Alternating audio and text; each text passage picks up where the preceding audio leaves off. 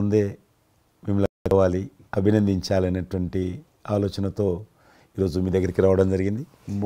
Most welcome అండి. దక్షిణ భారతదేశంలో రజనీకాంత్ గారు కానీ మీరు కానీ ఒక మంచి నైతిక విలువలతో కూడినటువంటి నటులుగా మంచి పేరు తెచ్చుకున్నారు. అంతేకాకుండా మన తెలుగు ఇండస్ట్రీస్కి వచ్చినప్పుడు తెలుగు ఇండస్ట్రీలో అప్పుడప్పుడు అనేక రకాల సమస్యలు వస్తుంటాయి, క్రైసిస్ వస్తూ ఉన్నప్పుడు ప్రభుత్వంతో కానీ మీ నటుల మధ్యలో కానీ సినిమా ఇండస్ట్రీ మధ్యలో కానీ వచ్చినప్పుడు సీనియర్ నటుడిగా మెగాస్టార్గా అందరినీ సమన్వయపరుస్తూ మరి ముందుకు తీసుకెళ్ళేటువంటి వారు. అలాంటి మీరు ఈరోజు మరి పద్మవిభూషణ్ రావడం అనేటువంటిది మరి అందరం సంతోషించాల్సిన అంశం అని నేను భావిస్తాను. ఈ ఇండస్ట్రీ లేకపోతే మేము లేవండి.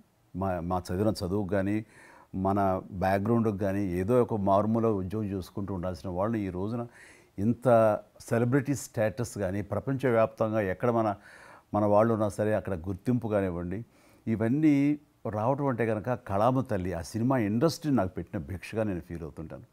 ఆ ఇండస్ట్రీ లేకపోతే ఏం లేదు. అందుకని ఇలాంటి ఇండస్ట్రీకి ప్రత్యుపకారంగా నేను ఏం చేయాలి, నాకు ఇంత స్థానం ఇచ్చిన ఇండస్ట్రీకి తిరిగి నేను ఏమి ఇవ్వగలను అనేటటువంటి ఒక గ్రాటిట్యూడ్ నుంచి మొదలైందే. క్రైసిస్ వచ్చినప్పుడు నేనేదో నా భుజం కాయాలి, నా వంతు సహాయం చేయాలి అనే ఆలోచన. ఒక ఇంటికి పెద్ద బిడ్డగా పెద్ద కొడుకుగా ఆ ఇంటి కుటుంబ బాధ్యతలకి తన వంతు సహాయం ఎలా చేస్తాడో అలాగే నిర్వర్తించాలని ఉంటుంది. కానీ ప్రతిదానికి పెద్ద నేను అనేటువంటి బేషిజానికి మాత్రం పోవాలని అనుకుంటాను. కారణం ఒకటి అనుకుంటే మీరంటే అందరు యాక్సెప్టబిలిటీ ఉంటుంది. అది కూడా ఆ యాక్సెప్టబిలిటీ చిన్నవాళ్ళు కానీ పెద్దవాళ్ళు కానీ ఈ రంగం కానీ ఆ రంగం కానీ మీరు ఏదైనా ఒక మాట చెప్తే దాని మీద మీరు నిలబడతారు, మిగతా వాళ్ళు కూడా మీ మాట గౌరవం ఇస్తారు. అది కారణం నేను అనుకుంటాను. సినిమా రంగం నుంచి రాజకీయాలకు వచ్చి కూడా రాజకీయాలలో మీకంటూ ఒక ప్రత్యేక స్థానాన్ని సంపాదించుకున్నారు. మీరు కొత్త ఒరవడి రాజకీయాల్లో కూడా తీసుకురావడం జరిగింది. మీరు చేపట్టినటువంటి ప్రచార కార్యక్రమం కానీ మీకు వస్తున్నటువంటి స్పందన కానీ అద్భుతంగా మేమందరం ప్రతి కార్యక్రమాన్ని వేరే ప్రత్యామ్నాయ పార్టీలో ఉన్నప్పుడు కూడా మీరు మేము గమనించే వాళ్ళము. మీరు చేస్తున్నటువంటి ప్రచారము కొత్త ఒరవడి మీరు అద్భుతంగా చేశారు. ప్రాంతాలకు అతీతంగా మీకు స్పందన లభించింది, చాలామంది గెలిచొచ్చారు. ఒక ఆర్టిస్ట్గా నేను మంచి స్థితిలో ఉన్నప్పుడు రాజకీయాల్లోకి వెళ్ళాల్సినటువంటి ఒక పరిస్థితులు నెలకొన్నాయి.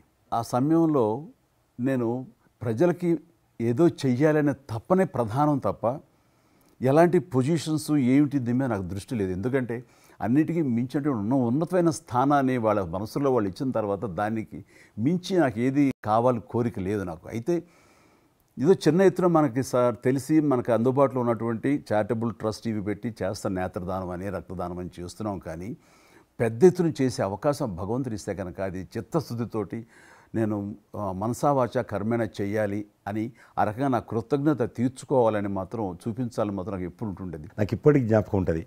ఇది అంతకుముందు ఒకటే ఉండేది, ఇలాగ పెట్టినప్పుడల్లా ప్రతిసారి మీరే జ్ఞాపకం వస్తారు. నాకు ఎంత కీన్ అబ్జర్వేషన్. రాజకీయంగా ఉన్నప్పుడు మాత్రం నాకు ఎల్లేని సంతృప్తి ఎక్కడ లభించిందంటే ముఖ్యంగా ఇప్పుడు తమరు చేస్తున్నటువంటి శాఖ ఉంది కదా టూరిజం, అది నేను మీకంటే కొంచెం ఒక స్టెప్ ముందుగా దాన్ని నేను అవి నిర్వర్తించినప్పుడు ఆ శాఖలో మంత్రిగా నాకు పొందినటువంటి అనుభూతి కానీ లభించిన సంతృప్తి కానీ అంతా ఇంత కాదు. ఆ రకంగా మాత్రం రాజకీయాలకు వస్తే ఇంత చేయొచ్చా అనేది మాత్రం నాకు సుస్పష్టంగా నాకు అనుభవపూర్వకంగా తెలిసొచ్చింది మంత్రిగా ఉన్నప్పుడు టూరిజానికి. అది అలా వెళ్ళి ఆఖరికి ఒక కల్నరీ ఇన్స్టిట్యూట్ అనేది నాకు అవకాశం తిరుపతిలో నేను వెళ్ళాను. అద్భుతమైనటువంటి ఇన్స్టిట్యూట్ అది. అంటే క్షమించాలి, అది ఇనిషియేట్ చేసి తీసుకురావడం వరకు నేను చేసి ఇంకా ప్లానింగ్ అంతా మీరు ఉన్నప్పుడే జరిగింది. రాబట్టడానికి ఎంత కృషి చేశానంటే అంతా ఇంత కాదు, అది మనకు రాకుండా పోయే పరిస్థితులు ఉన్నాయండి. ఆ టైం లోపల ఒక మినిస్టర్నా ఒక సూపర్ స్టార్నా అన్నీ పక్కన పెట్టేసి ఆ ప్లానింగ్ కమిషన్ చైర్మన్ ఉండేవారు మౌంటగా అహ్లూవాలియా. ఆయన దీన్ని వద్దు, మనకి ఇది వైబుల్ కాదు, ఇది ఫీజిబుల్ కాదు అంటే కనుక కాదని ఆయన గుమ్మదరికి వెళ్ళిపోయి చేతులు కట్టుకుని ఇది ఓకే చేయండి సార్, దీని ఆవశ్యకత అంతా కాదు.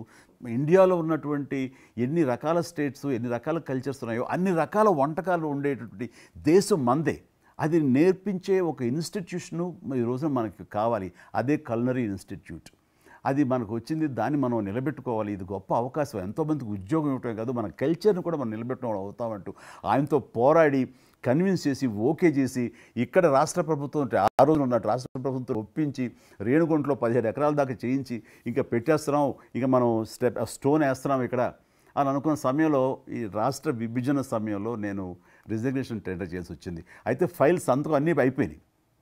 దాని తర్వాత ఇమ్మీడియట్గా వచ్చిన కేంద్ర ప్రభుత్వంగా మీరు దాన్ని ఇంప్లిమెంట్ చేసి ఈరోజు రేణుగుంటలో అది మీరు చాలా అద్భుతంగా ఉన్నదండి. ఇంకా దాన్ని ఈ మధ్యలోనే 2 రోజుల క్రితం ఈ మధ్య నేను మా సెక్రటరీని పంపించాను. మళ్ళీ దాన్ని ఇంకా రిక్రూట్మెంట్ కానీ ఇంకా రీడెవలప్మెంట్ కానీ ఇంకా ఏ రకంగా డెవలప్, ఇప్పుడు ఆల్రెడీ మేము ఎస్వి యూనివర్సిటీతో టైప్ చేసుకుంటున్నాము, టీటీడీ వాళ్ళతో టైప్ చేసుకుంటున్నాము, కొన్ని స్టార్ హోటల్స్తో టైప్ చేసుకుంటున్నాము.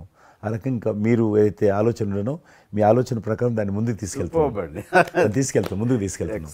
మీరు రాజకీయాలు ఉన్నా సినిమా రంగంలో ఉన్నా కూడా కల్మషం లేనటువంటి వ్యక్తి అని నేను భావిస్తాను. ఎవరిని పల్లెత్తు మాట అన్నారు, ఇంట్లో అన్నారు అనుకుంటా, బయట అన్నారు అనుకుంటాను. పార్టీ పెట్టినప్పుడు కూడా ఎవరన్నా అక్కడక్కడ రాజకీయంగా అన్నా కానీ మీరు వ్యక్తిగతంగా అందరూ గౌరవిస్తారు ఈరోజు ఏ పార్టీలో ఉన్నప్పుడు కూడా. నేను అది ముందస్తుగా చూసింది మీలో కిషన్ రెడ్డి గారు. మిమ్మల్ని మనస్ఫూర్తిగా చెప్తున్నాను, అసెంబ్లీలోకి నేను అడుగుపెట్టినప్పుడు నేను కొత్తవాడిని. నా వెనకాల ఆల్రెడీ ఒకసారి ఎమ్మెల్యే చేసి రెండోసారి ఎమ్మెల్యేగా ఉన్న కిషన్ రెడ్డి గారు నా పక్క సీట్లో ఉండేవారు. ఇటు పక్క ఇంకొకరు జయప్రకాష్ నారాయణ గారు, ఆయన ఇటు పక్క చంద్రబాబు నాయుడు గారు, మరో పక్కేమో వైఎస్ఆర్ అందరూ ఉండేవాళ్ళు. వీళ్ళందరూ మాట్లాడుతుంటే, వీళ్ళందరూ రాజకీయ ఉద్దండులు మాట్లాడుతుంటే అందరూ చూస్తుండేవాడిని.